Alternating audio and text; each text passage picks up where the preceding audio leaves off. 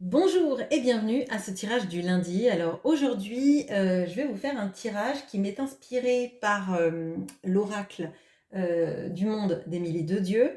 C'est le tirage de l'âme. Mais, moi j'ai posé effectivement les différentes catégories, qu'elle présente dans ce tirage de l'âme. Donc on a l'enfant intérieur, on a le fluide guérisseur, on a la visualisation créatrice, on a le karma, on a l'ego, on a la moitié sombre, la moitié lumineuse et le message des guides. Mais je vais utiliser, moi, un tarot pour éclairer ces catégories. On va regarder là où vous en êtes actuellement. Donc c'est vraiment un tirage spirituel et développement personnel, hein, lié à vous, à ce qu'il y a encore peut-être à travailler, que vous choisissez de le faire ou pas. Ça, c'est et ce que vos avancées aussi, surtout. Les points peut-être un peu titillants aussi, et puis les points où vous pouvez.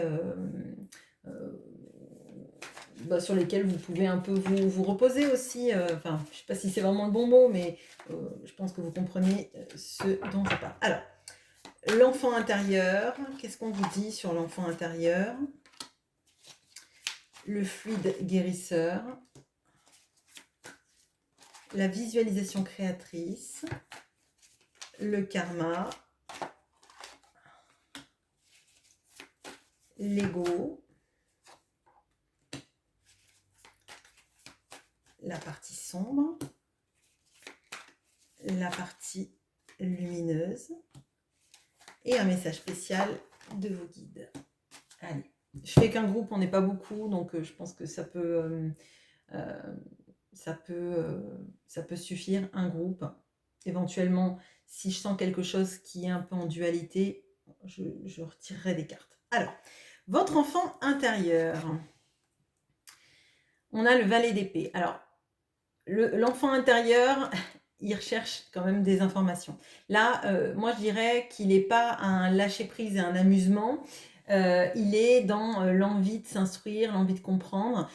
Alors, un peu, vous voyez, alors, c'est pas l'amusement, mais vous voyez, c'est comme l'enfant qui pose beaucoup de questions et qui cherche des réponses. Vous voyez, maman, pourquoi est-ce que l'herbe elle est verte? Pourquoi est-ce que la mer est bleue? Etc. etc.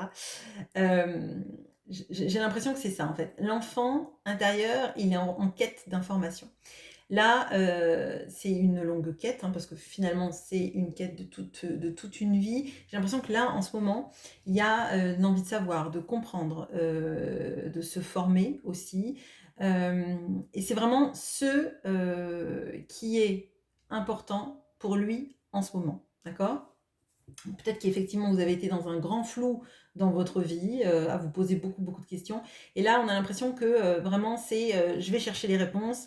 Et il y a une sorte de mise en œuvre très active, hein, très proactive de la recherche, la quête de réponses. Ok. Votre fluide guérisseur, il passe par quoi? Le 6 de denier. Alors, il y a une notion là, la guérison vient du fait d'être dans des relations amicales, amoureuses, professionnelles, de donner et recevoir. Là,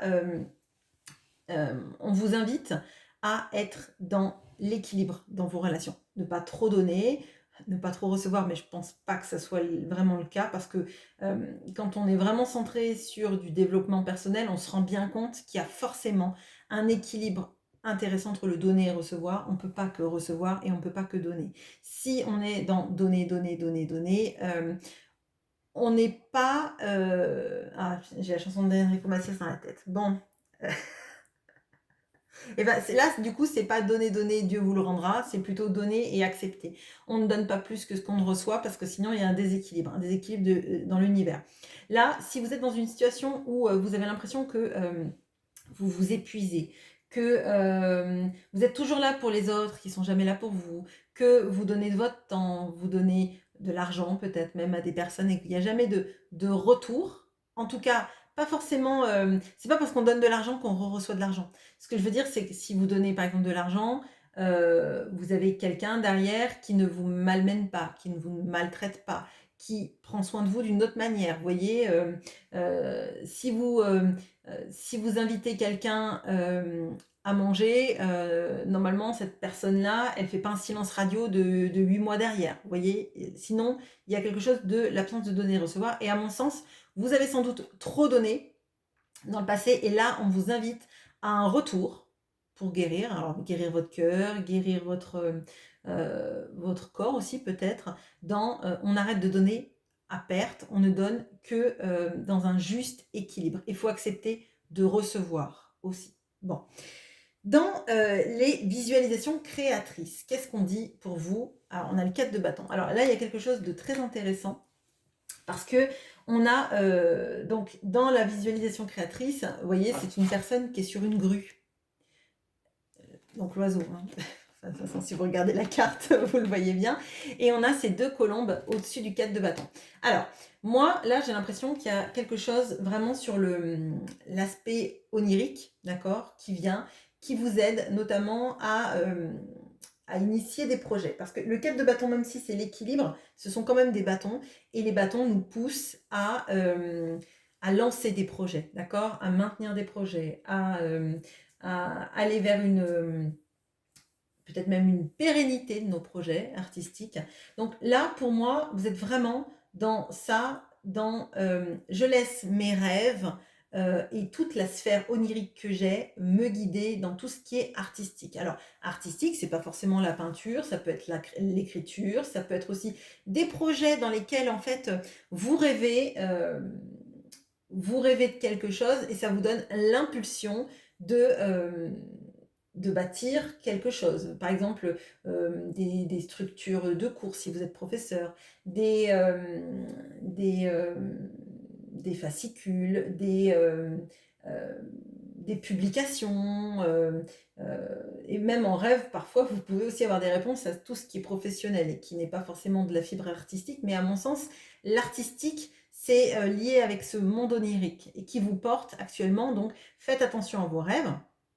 Et ça me fait penser que moi, cette nuit, j'ai rêvé que je jouais entre guillemets, à la balle avec un écureuil. Bon, j'ai une vie très intéressante, comme vous le voyez. Je lui lançais une noisette et il me rapportait la noisette. Enfin bon, voilà, c'était passionnant. Et je ne sais pas quoi en faire, hein. Je vous avoue, là, je vous dis, fiez-vous à vos rêves. Moi, je l'ai raconté à ma famille au matin. Ils m'ont regardé en se disant, maman est folle. Bon, tant pis. Mais je ne sais pas du coup ce que je vais faire de ce projet. Je ne vais pas aller attraper et kidnapper un écureuil pour jouer à la noisette avec lui dans le jardin. Donc, je ne sais pas. Mais vous, sans doute, que vos rêves sont un petit peu moins bizarres que les miens, d'accord. Voilà. Alors, bon, blague à part, à mon sens, il y a quelque chose sur transformer ce que vous avez vu en rêve en une sorte de réalité pour vous, hein, parce qu'avec le 4 de bâton, on a cette notion-là de la stabilité, d'accord. Bon, alors, le karma. Oh, magnifique. On a l'étoile. Alors, le karma, bah, forcément, ça peut faire peur, hein, mais là, avec l'étoile, je trouve que c'est super parce que l'étoile, c'est la guérison. Ça veut dire que là, vous êtes en train d'épurer beaucoup de karma dans votre vie. Peut-être justement que tout est un peu corrélé, hein. Il y a sans doute là une grosse évolution spirituelle ou dans votre développement personnel, hein. Vous vous affranchissez de schémas karmiques, de schémas peut-être même transgénérationnels, parce que vous avez travaillé dessus, parce que peut-être même en rêve vous avez ressenti des choses, hein, parce que c'est intéressant cette histoire avec les rêves. Enfin, pas le mien de rêve, hein, je comprends bien qu'il ne soit pas du tout intéressant pour vous. Mais bon, si vous avez des pistes sur ce jeu de noisettes avec un écureuil, bon. Là, vraiment, moi, ce que je ressens, c'est qu'il y a quelque chose de très intéressant qui se dénoue dans votre karma, notamment peut-être sur cette notion de toujours donner sans recevoir en retour, et peut-être de mettre un frein et de se prioriser, hein, de se guérir de cette notion de vouloir donner pour être aimé. Bon, ok.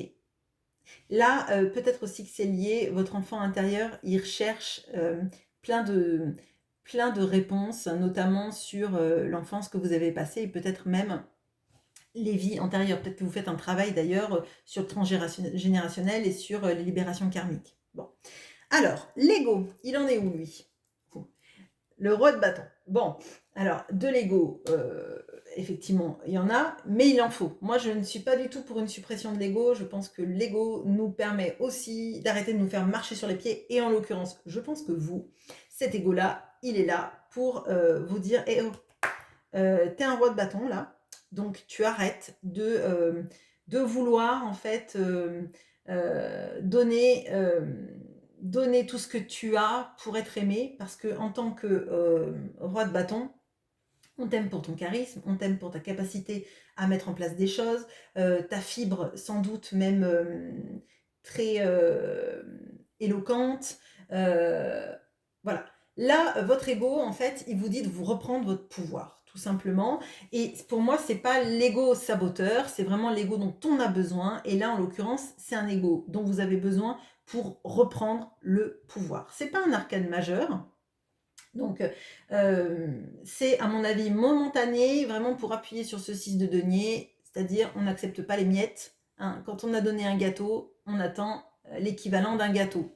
Donc si la personne ne peut pas vous faire un gâteau, ben, la personne vous remercie, s'intéresse à vous, passe du temps avec vous, etc., etc.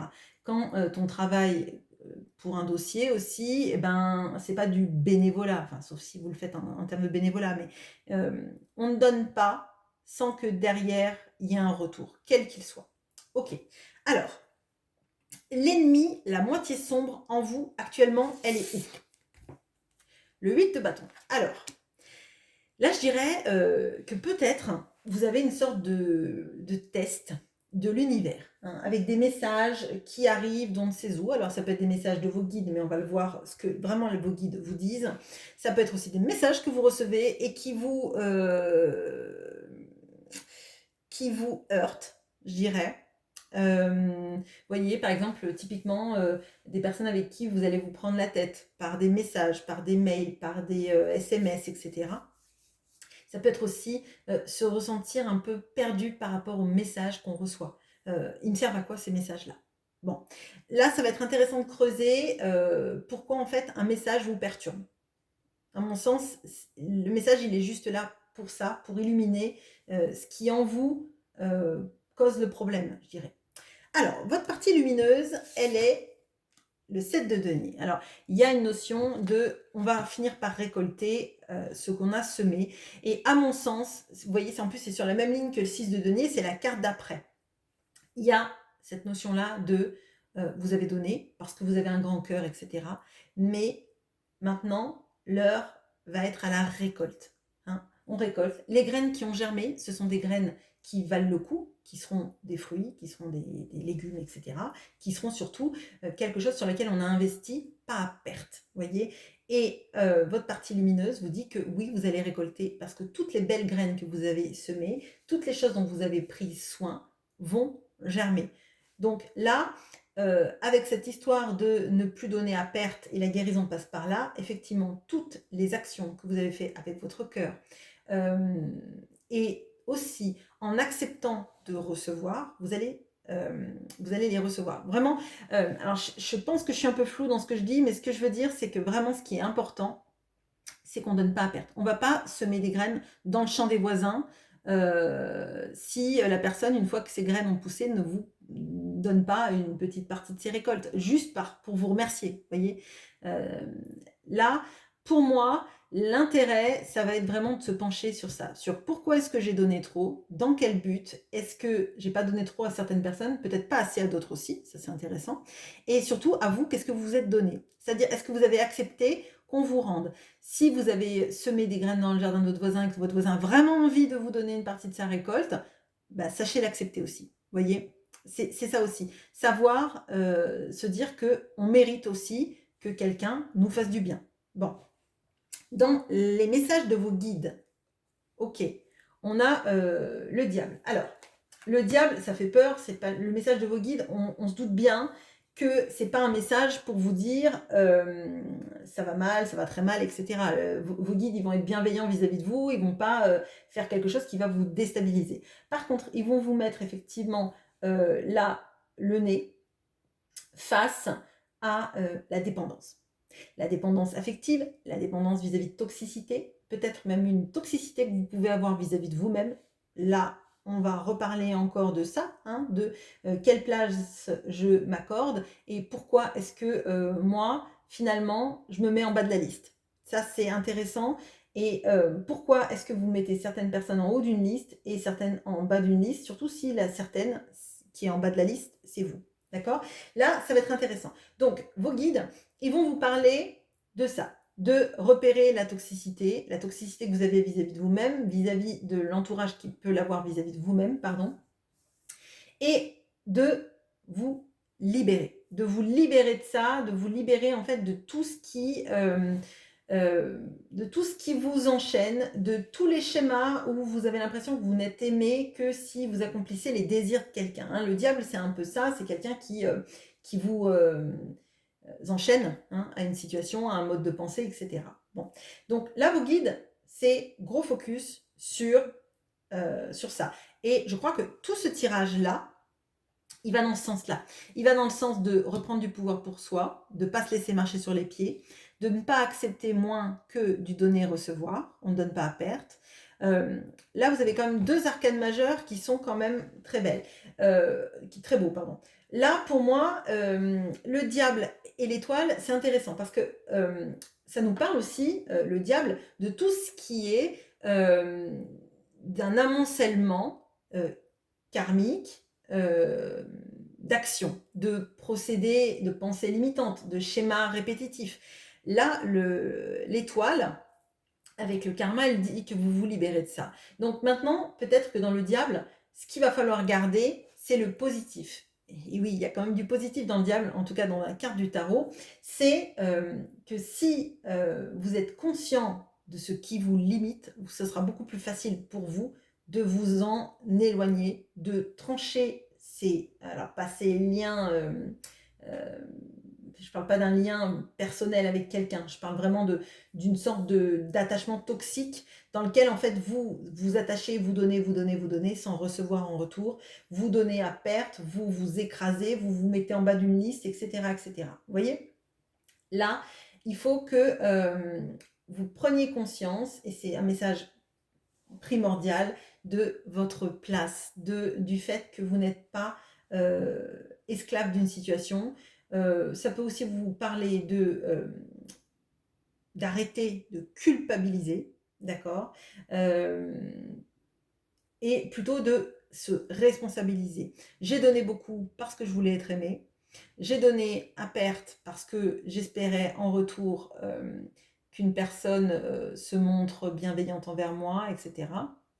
Et finalement, ça ne marche pas, donc j'arrête de donner à cette personne. Vous voyez, je prends la responsabilité de l'amour, de l'attention, de l'énergie que je dépense dans des situations pour les donner à des personnes qui, à bon escient, en feront quelque chose et seront dans un équilibre et dans une réciprocité amicale, amoureuse, dans le travail, vis-à-vis de moi.